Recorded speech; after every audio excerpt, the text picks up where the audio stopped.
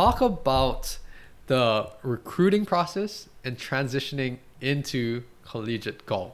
Okay, yeah. Was this something that you knew that you were, did you commit early? What was the process like? So, I mean, NCAA has a lot of rules, first of all. So I think it's something like you can't even talk until halfway through your junior year.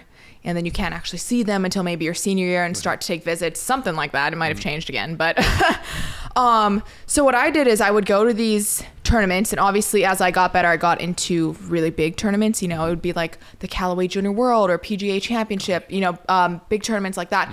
And so the bigger tournaments would attract a lot of coaches.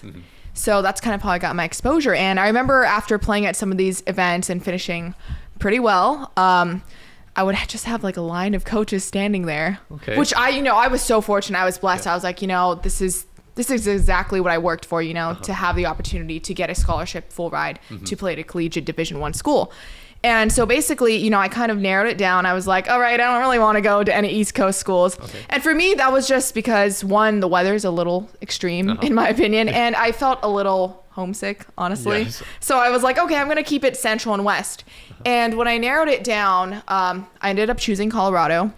And I did my research on the team and kind of how they were doing. And of course, on the coaches. I wanted to know what their experience was, did they play professionally, and also get to know them as a person, because I think that's really important. I've heard a lot of, when I did go on my visit, I would always ask the players, like, how are the coaches? How's the team? How's the vibe? How do you guys work? And all that kind of stuff. And I chose Colorado. Coaches had a great background. And when I did eventually go there, awesome experience.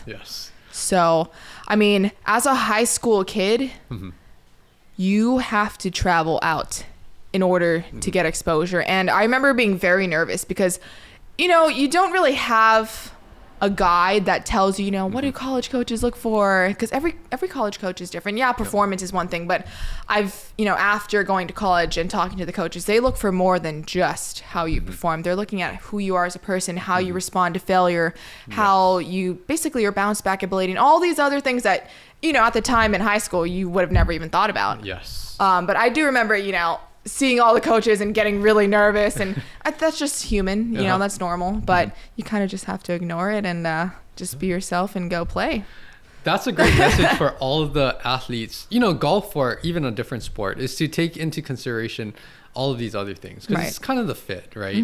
Your journey and everything is going to be molded by the environment and everyone around you too, and you want to make it as positive of an experience as possible, and also be able to perform at your best.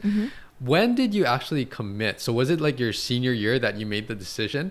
Yes, it was my senior year. And what were some of the other schools that you were interested in, or what were some of the other things that I guess you were looking for when you actually committed to Colorado?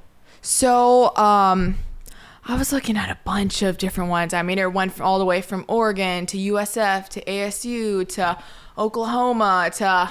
It was kind of spread out. I was very fortunate that I had options. But one of the biggest things that I noticed when I did take visits to, different schools, they had a lot of similar, they all offer great facilities, great education.